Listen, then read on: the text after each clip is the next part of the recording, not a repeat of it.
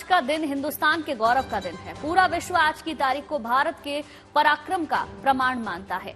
आज है विजय दिवस। 1971 में 16 दिसंबर यानी कि आज ही के दिन पाकिस्तान की सेना ने भारत के सामने घुटने टेक दिए थे। पाकिस्तान के 93,000 सैनिकों ने भारतीय सेना के आगे हथियार डाल दिए। पाकिस्तानी जनरल ने बाकायदा अपनी हार को कबूल किया। उस दिन से हर साल भारत इस खास दिन को विजय दिवस के तौर पर मनाता है।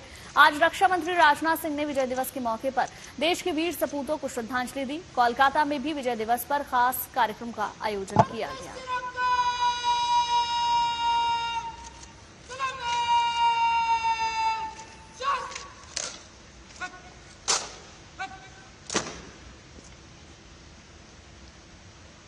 देखिए, 4 तस्वीरें इस वक्त आपकी टेलीविजन स्क्रीन पर है। पहली तस्वीर में आप देख सकते हैं शहीदों को श्रद्धांजलि दी गई। रक्षा मंत्री राजनाथ सिंह आपको इन तस्वीरों में नजर आएंगे। दूसरी तस्वीर कोलकाता में हो रहे उत्सव की है। किस तरीके से शौर्य की गाथा को गाया जा रहा है, उसकी तैयारियां की जा रही हैं, उनको इन तस्वीरों में दिखाया जा रहा है।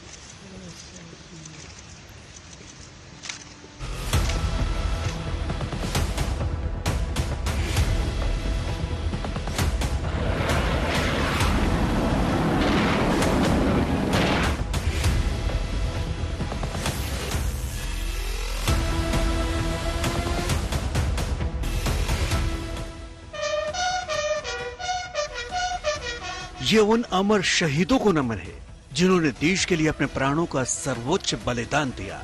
ये तस्वीरें गवाह हैं कि हिंदुस्तान अपने वीर सपूतों को कभी नहीं भूलता।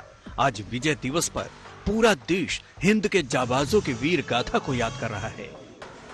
दिल्ली के साथ साथ कोलकाता में भी विजय दिवस पर सेना ने एक भव्य कार्यक्रम का आयोजन किया।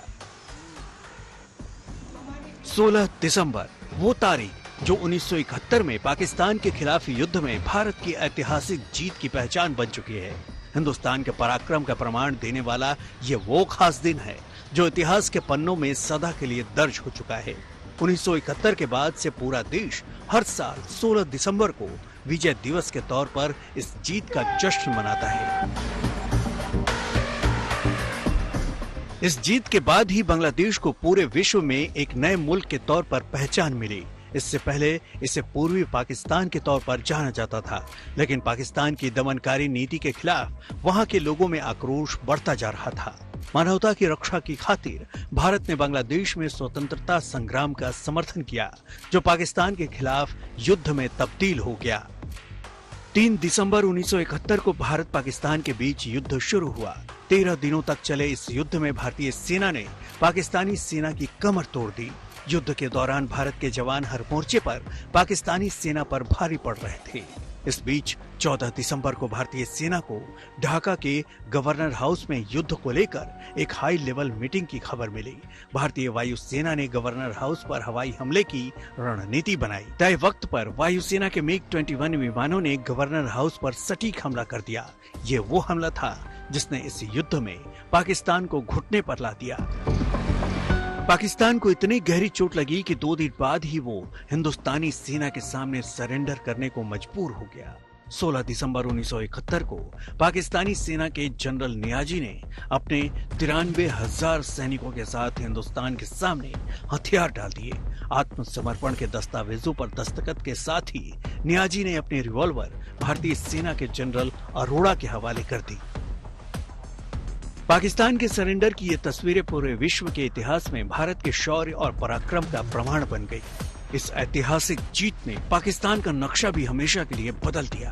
हर साल विजय दिवस पर हिंदुस्तान अपने उन जाबाज वीरों को सलाम करता है जो इस ऐतिहासिक जीत के हीरो बने, और इस जीत ने 16 दिसंबर की तारीख को विजय दिवस के तौर पर इतिहास के पन्नों में सदा के लिए अंकित कर दिया। Bureau report, good news today. और दिसंबर का महीना आधा बीत चुका है और इसके साथ ही मौसम का मिजाज अब पूरी तरह से सर्द हो चला है। पहाड़ों पर बर्फीला साम्राज्य है तो मैदानी इलाकों में कड़ाके की ठंड ने दस्तक दे दी है। दिल्ली से लेकर देहरादून तक तापमान में गिरावट दर्ज की जा रही है। आलम यह है कि दिल्ली में पारा 4.9 डिग्री तक जा पहुंचा है, जबकि राजस्थान के फतेहपुर शेखावटी में पिछले 5 दिनों से पारा -2 डिग्री तक दर्ज किया गया है। मौसम विभाग ने दिल्ली समेत उत्तर भारत के कई इलाकों में शीतलहर का अलर्ट भी जारी कर दिया है। श्रीनगर में फिलहाल पारा 5 डिग्री पर गोते लगा रहा है। ठंड से बचने के लिए लोग अलाव का सहारा ले रहे हैं। अजमेर में पिछले 4 दिन से पारा लगातार कम होता दिखाई दे रहा है। सोमवार सुबह भी ठंड की वजह से गाड़ियों और खेतों पर जमी हुई बर्फ नजर आई। भोपाल में भी पारा 4 डिग्री तक गिर चुका है। लखनऊ में ठंड से बचने के लिए लोग अलाव का सहारा ले रहे हैं और राहत पा रहे हैं। तो राजस्थान का फतेहपुर शेखावटी भी -2 डिग्री की ठंड की चपेट में है। ये तस्वीरें आप देखिए देश के अलग अलग शहरों की, भोपाल, दिल्ली, फतेहपुर शेखावटी, श्रीनगर, अजमेर, यहाँ लखनऊ की तस्वीर भी आपको दिखा रहे हैं जहां भोपाल में 4 डिग्री तक पारा गिर चुका है। लखनऊ में भी करीब 4 के 5 के आसपास पारा है और दिल्ली में भी 4 डिग्री तक पारा गिर चुका है। श्रीनगर में तो बर्फ आप देख ही पा रहे हैं और लोग अलाव जलाकर राहत लेने की कोशिश कर रहे हैं।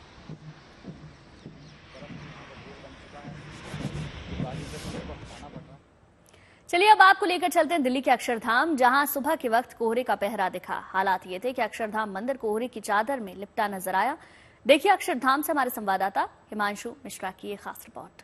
पूरे उत्तर भारत में राजधानी दिल्ली समेत कड़ाके की ठंड पड़ रही है, खास तौर से सुबह के वक्त तापमान 5 डिग्री से भी नीचे पहुंच जा रहा है और साथ साथ शीतलहर चल रही है।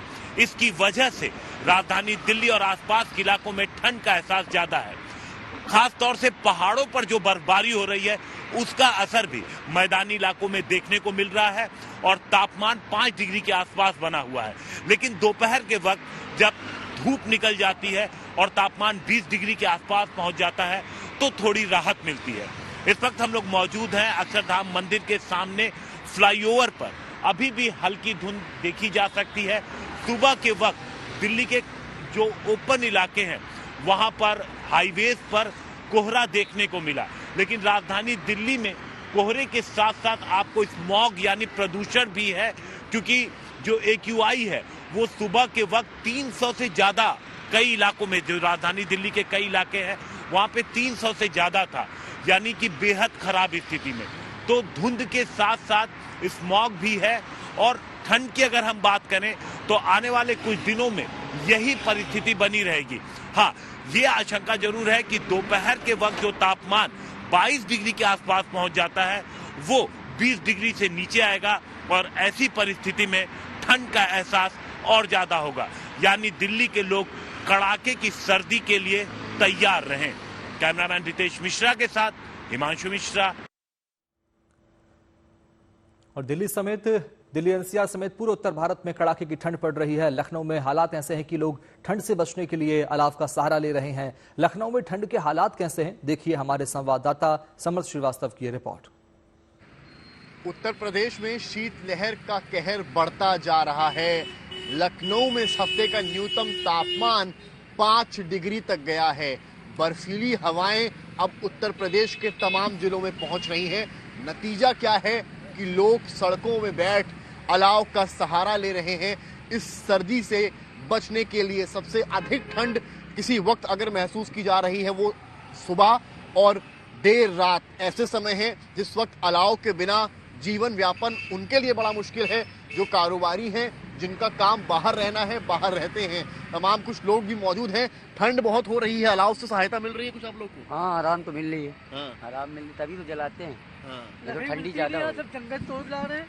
हाँ। लकड़ी अब मान लिया इधर उधर से जुगाड़ बना के लाते हैं इसे तोड़ ताड़ के। तो अलाव ना हो तो बड़ी दिक्कत होगी। हाँ, ना हो तो फिर क्या करें, फिर मजबूरी है, घर में बैठना पड़ेगा। घर के बैठने में कोई गुजारा नहीं है। ठंड कितना ज्यादा इस वक्त है पहले के मुकाबले? बढ़ती घटती सर, वो क्या है, शाम सुबह शाम ठंडी है, दिन में नहीं है। अलाव का सहारा लखनऊ और यूपी में लिया जा रहा है। मौसम विभाग की अगर माने तो तापमान जो है वो आने वाले वक्त में और गिरने वाला है। सामने अगर रोड की तरफ भी कैमरामैन संजय आपको दिखाएंगे तो जो धुंध है वो भी आपको थोड़ी थोड़ी देखने को मिल सकती है। हालांकि कोहरा अभी उस लेवल का नहीं है जितना जनवरी के महीने में होता है, लेकिन धुंध जो है वो जरूर है। सूरज को आसमान में आने के लिए काफी मशक्कत करनी पड़ रही है। ठंड और धुंध का यह आलम है। एक तरफ आप देख रहे हैं पहाड़ी इलाकों में बर्फ पड़नी शुरू हो गई है, जिसका असर अब जमीनी यानी कि जमीन के जो क्षेत्र हैं जहां पर जैसे उत्तर प्रदेश हो गया, बिहार हो गया, उन सारी ही जगहों पर इस तरह का मौसम जो है अब दस्तक दे रहा है। सबसे बड़ी मशक्कत उनके लिए है जिनका रोजगार बाहर काम करने वाला है। वो इस तरह का अलाव का सहारा ले रहे हैं और गर्म चाय की चुस्की लेकर किसी तरीके से ठंड से खुद को काबू में रख पा रहे हैं। कैमरामैन संजय के साथ समर्थ श्रीवास्तव, लखनऊ। चलिए अब आपको लेकर चलते हैं भोपाल, जहां शीतलहर शुरू हो गई है। कई इलाकों में न्यूनतम तापमान 1 डिग्री सेल्सियस तक पहुंच गया है। पचमढ़ी में न्यूनतम तापमान 1 डिग्री सेल्सियस दर्ज किया गया, वहीं भोपाल में न्यूनतम तापमान 4 डिग्री रिकॉर्ड किया गया। भोपाल समेत पूरा मध्य प्रदेश इन दिनों शीतलहर की जकड़ में है और राजधानी भोपाल की बात करें तो यहाँ जो न्यूनतम तापमान है उसने पिछले कई सालों का रिकॉर्ड तोड़ दिया है। शनिवार रविवार दरमियानी रात 10 सालों का रिकॉर्ड मौसम विभाग के मुताबिक तोड़ा है न्यूनतम तापमान ने मध्य प्रदेश की राजधानी में। और इसके साथ ही अगर हम बात करें तो पूरे मध्य प्रदेश में इस समय जबरदस्त शीतलहर देखने को मिल रही है। मौसम विभाग के मुताबिक उत्तरी भारत से जो हवाएं आ रही हैं, क्योंकि वहां पे बर्फबारी हुई है और इसके चलते जो हवाएं हैं मैदानी इलाकों तक पहुंच रही हैं, वो काफी ज्यादा बर्फीली हैं और इसीलिए इस समय पूरे मध्य प्रदेश में अगर आप देखें तो जबरदस्त शीतलहर देखने को मिल रही है। मध्य प्रदेश के कई जिलों में शीतलहर के साथ साथ शीतल दिन का अलर्ट जो है वो भी जारी किया गया है। मौसम विभाग के मुताबिक जो राजधानी भोपाल है उसके साथ साथ शाजापुर, सीहोर, रायसेन, जबलपुर, मंडला, उमरिया, शहडोल और अनूपपुर में अगले 24 घंटों के दौरान तीव्र शीतलहर चलने का ऑरेंज अलर्ट जो है वो जारी किया है। और इसके साथ ही मौसम विभाग ने जो आंकड़े जारी किए हैं उसके मुताबिक मध्य प्रदेश में जो पचमढ़ी है, जो इकलौता हिल स्टेशन है मध्य प्रदेश का, वहां पर जो न्यूनतम तापमान है वो 1 डिग्री सेल्सियस तक पहुंच गया है। और ये बताता है कि किस तरीके से इस समय पूरे मध्य प्रदेश में जबरदस्त ठंड पड़ रही है। हालांकि मौसम विभाग का मानना है कि फिलहाल ये जो ठंड है इससे राहत मिलने के आसार नहीं है, क्योंकि अगले 2 दिनों तक मौसम का यही पैटर्न जो है वो बना रहेगा और मध्य प्रदेश के कई जिलों में शीतलहर चलने के साथ साथ शीतल दिन भी रिकॉर्ड किया जाएगा। और इसके साथ ही कुछ जगहों पर सुबह के समय बर्फ की बूंदें भी जमने का अनुमान मौसम विभाग ने जताया है। कैमरामैन अमरीश के साथ रवीश पाल सिंह, भोपाल। शीतलहर का फिलहाल से ट्रेलर कह सकते हैं। सुबह शाम रात शीतलहर देखी जा रही है, लेकिन दोपहर में तेज धूप की वजह से तापमान में उछाल से शीतलहर का असर कम हो जा रहा है। मौसम विभाग की माने तो दिसंबर के जाते जाते शीतलहर और तेज हो सकती है। दिल्ली से लेकर देहरादून तक तापमान में गिरावट दर्ज की जा रही है। आलम यह है कि दिल्ली में पारा 4.9 डिग्री तक जा पहुंचा है, जबकि राजस्थान के फतेहपुर शेखावटी में पिछले 5 दिनों से पारा -2 डिग्री दर्ज किया गया है। मौसम विभाग ने दिल्ली समेत उत्तर भारत के कई इलाकों में शीतलहर का अलर्ट भी जारी कर दिया है।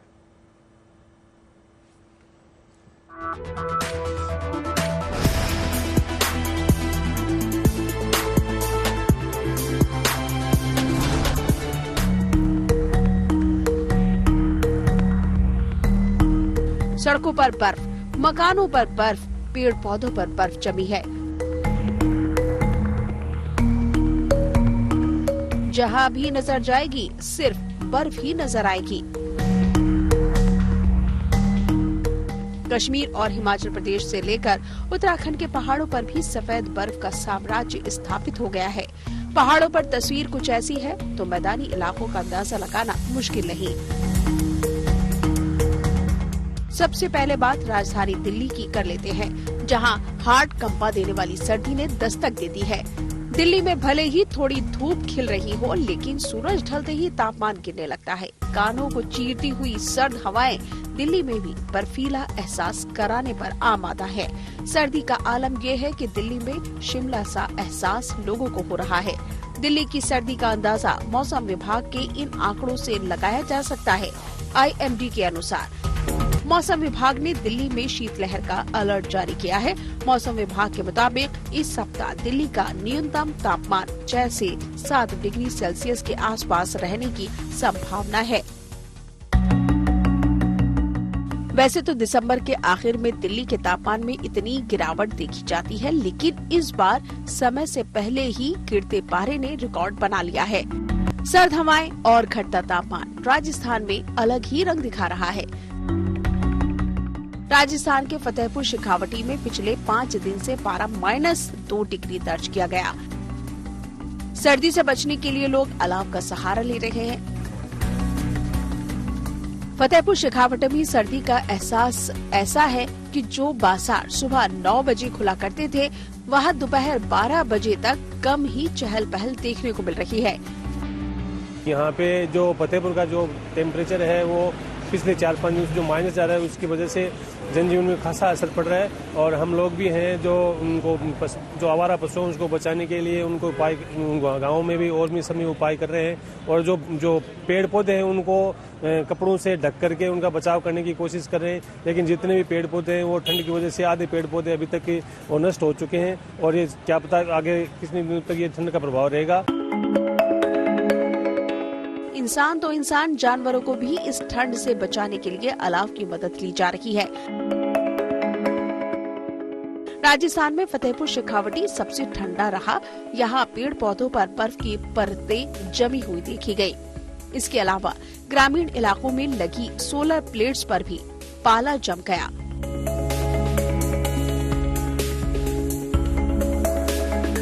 उत्तर प्रदेश के कई इलाकों में शीतलहर है। औरैया में इन दिनों जबरदस्त ठंड पड़ रही है। दिन हो या रात, ठंड से बचने के लिए लोग आग का सहारा ले रहे हैं। गिरते हुए पारे ने इंसान तो क्या, पशु पक्षियों और जानवरों की चहल पहल पर भी प्रतिबंध लगा दिया है। मध्य प्रदेश के इंदौर में जूलॉजिकल गार्डन में जू प्रशासन ने सभी जानवरों और पशु पक्षियों के लिए हीटर और गर्म कपड़ों का प्रबंध कर दिया है, ताकि सभी बेजुबान ठंड के टॉर्चर से खुद को महफूज रख सके। पहाड़ों पर हुई बर्फबारी का असर अब मैदानी इलाकों में भी दिखने लगा है। दिल्ली से लेकर देहरादून तक ठंड और ठिठुरन है। इस दरमियान लोगों की रफ्तार वाली जिंदगी पर भी ब्रेक सा लग गया है। फतेहपुर शेखावटी से राजीव गुर्जर और औरैया से सूर्य प्रकाश के साथ bureau report, good news today. मैदानी इलाकों में ठंड पड़ने की वजह से पहाड़ों में बर्फबारी है। पहाड़ों पर इन दिनों तापमान -डिग्री में चल रहा है। जम्मू कश्मीर से लेकर हिमाचल और उत्तराखंड में बर्फबारी ने उत्तर भारत में ठंड बढ़ा दी है। हालांकि ये बर्फ पहाड़ों पर रहने वालों के लिए खुशियों की सौगात लेकर आई है। पहाड़ों पर भारी बर्फबारी से सैलानियों का पहुंचना भी शुरू हो चुका है।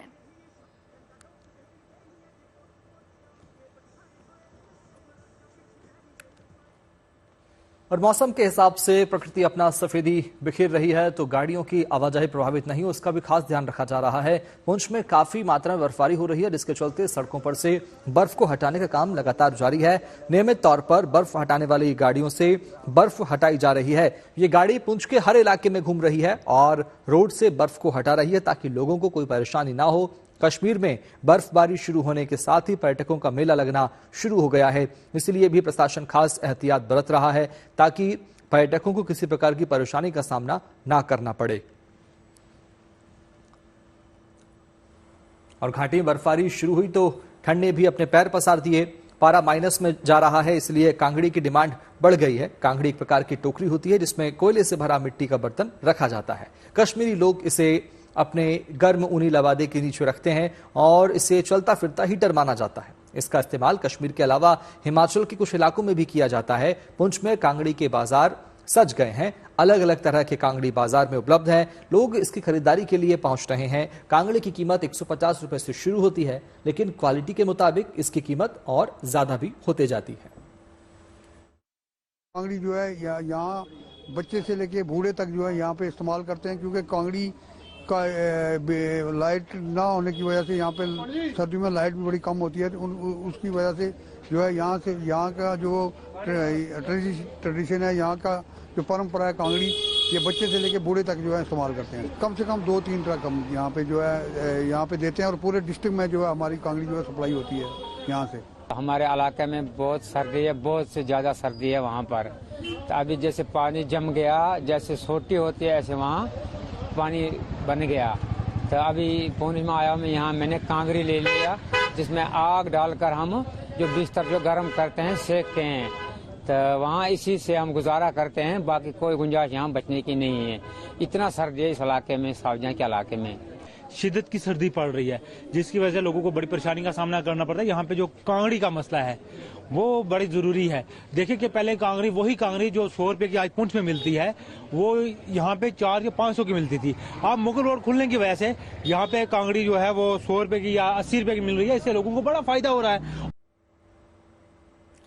जिंदगी का कोई भी पहलू अब आर्टिफिशियल इंटेलिजेंस से अछूता नहीं है। अपने अगले सेगमेंट में हम रोजाना आर्टिफिशियल इंटेलिजेंस से जुड़ी खबरें आपको दिखाते हैं। आइए एक नजर डालते हैं आज की एआई स्टोरी पर।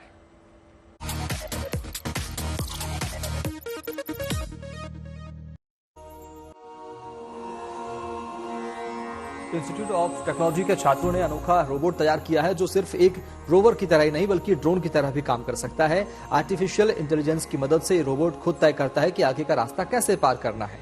अगर रास्ते में पानी या गहरी खाई है तो इस रोवर के पहिए ऊपर की तरफ आ जाते हैं और ये ड्रोन के पंखों की तरफ काम करते हैं और इस तरह ये उड़कर किसी भी जगह पहुंच सकता है।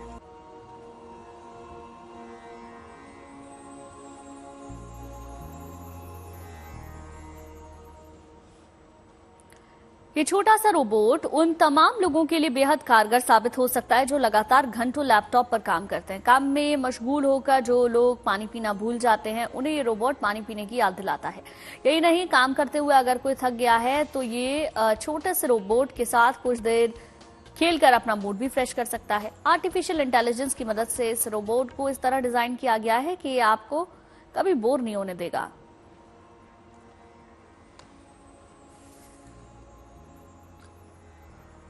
और लंच टाइम में अब बात स्वाद की, सेहत की।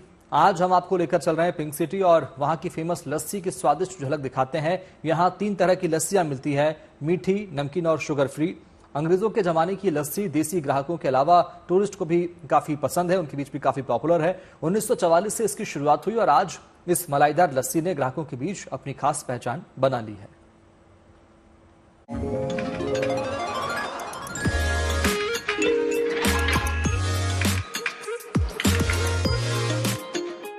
मौसम भले ही ठंड का हो, लेकिन खाने के शौकीनों के लिए खाने में नो कॉम्प्रोमाइज। वैसे ठंड में लस्सी पीते इन लोगों से आपने ये अंदाजा तो लगा ही लिया होगा। जयपुर की गलियों में घूमते घूमते अगर आप थक जाएं, तो एमआई रोड पर थकान को दूर करने के लिए लस्सी वाला मौजूद है।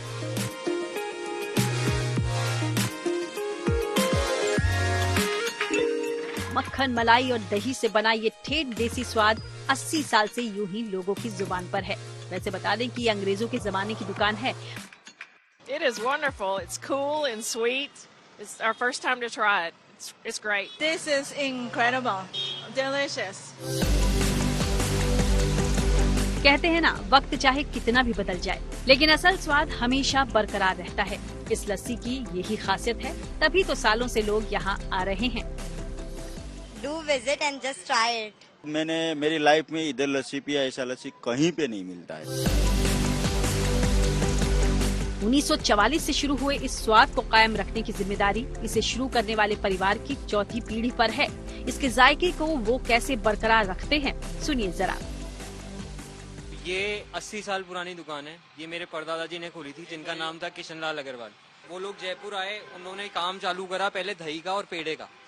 पहले दही और पेड़े यहाँ पे रखा करते थे, फिर उन्होंने लस्सी का सोचा, क्योंकि lassi is very hydrating, it is very useful for our body. गर्मियों में लोग इतना पसीना बहाते हैं, इतना डिहाइड्रेट हो जाते हैं, तो लस्सी से अपने आप हाइड्रेशन हो जाता है। Plus it is very good for your health, it is good for your gut. ये आपको डाइजेशन में क्या बोलते हैं, बहुत यूजफुल होता है। Then it suppresses the spices that we have in our daily life. तो हम जो मसाले खाते हैं उसको भी सप्रेस करता है, तो it keeps your gut cool, it keeps your stomach cool. Lassi वाला सिर्फ स्वाद में ही नहीं, बल्कि विविधता में भी बेहतरीन है। यहाँ 3 तरह की लस्सी मिलती है, मीठी, नमकीन और शुगर फ्री। हर किसी की पसंद को ध्यान में रखते हुए ये दुकान आपको देती है एक खास अनुभव। और अगर आप लस्सी की उस मलाईदार लाजवाब स्वाद के शौकीन हैं, तो यहाँ की मलाई आपको हमेशा एक बार फिर से जरूर खींच लाती है। बेशक यही वो खास बात है जो इस दुकान को और भी ज्यादा खास बनाती है। वैसे इस लस्सी के चर्चे विदेश की हर गाइड बुक में मिलेंगे, इसके अलावा बड़े बड़े सेलिब्रिटीज की भी ये खास पसंद है।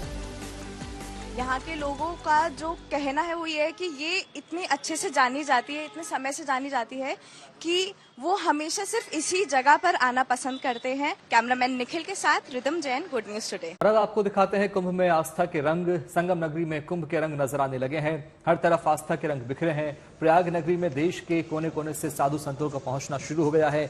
महाकुंभ की शुरुआत में भले ही अभी लगभग 1 महीना है, लेकिन महाकुंभ के लिए अखाड़ों का पहुंचना शुरू हो गया है। सनातन का प्रतीक माने जाने वाले अखाड़ों का मेला क्षेत्र में दाखिल होने का सिलसिला शुरू हो चुका है। सबसे पहले जूना अखाड़े की पेशवाई मेला क्षेत्र में दाखिल हुई। जूना अखाड़े के आचार्य महामंडलेश्वर अवधेशानंद गिरी की अगुवाई में जूना अखाड़े की ये पेशवाई पूरी शक्ति और वैभव के साथ निकली। प्रयागराज की सड़कों पर पेशवाई निकली तो साधु ही नहीं, आम जनता में भी आस्था की बयार बहती नजर आई। इन तस्वीरों से आप अंदाजा लगाइए कि प्रयागराज में महाकुंभ को लेकर भव्य तैयारियां तो चल रही हैं, साथ साथ यहाँ कल्पवास की तैयारी भी हो रही है। कल्पवास एक तरह का कठिन तप है जिसमें शुद्धता का बहुत ही ध्यान रखना होता है, इसलिए कल्पवासियों के लिए मिट्टी के चूल्हे तैयार किए जा रहे हैं।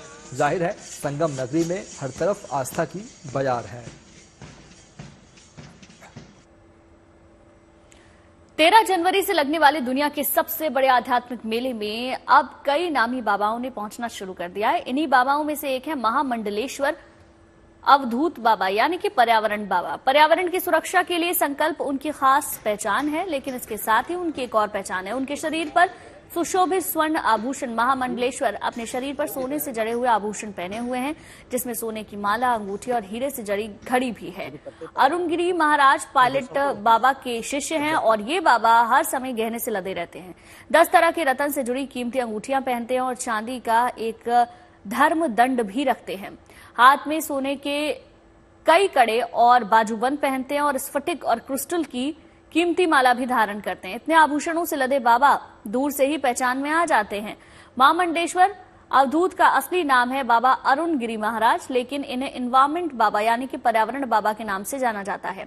बाबा अब तक देश भर में 1 करोड़ से ज्यादा पेड़ पौधे लगा चुके हैं। सभी को पर्यावरण के प्रति जागरूक करने का काम करते हैं और यही वजह है कि इस बार कुंभ में बाबा अपने श्रद्धालुओं को ये पर्यावरण के प्रति जागरूक वो करेंगे। साथ ही उनके पास आने वाले श्रद्धालुओं को पौधे भी गिफ्ट करेंगे।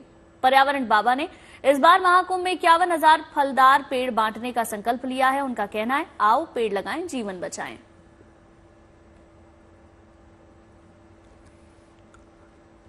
मशहूर एक्टर सोनू सूद अहमदाबाद में आरंभ मैराथन में शामिल होने के लिए पहुंचे। तड़के करीब 4:30 बजे इस मैराथन की शुरुआत हुई। बड़ी संख्या में लोग इस मैराथन में शामिल हुए। इस मैराथन का मकसद ड्रग्स के खिलाफ जागरूकता फैलाना है। मैराथन में हर उम्र के लोगों ने हिस्सा लिया। सोनू सूद ने मैराथन में शामिल होकर लोगों के जोश की खूब तारीफ की। कहना चाहूंगा कि बड़ा अच्छा लग रहा है लोगों को देखकर। अर्ली मॉर्निंग इतने फिट लोगों को देख, आप देख सकते हो उधर कितना जोश है इन लोगों को देखकर। आई थिंक लोग इंस्पायर कर रहे हैं।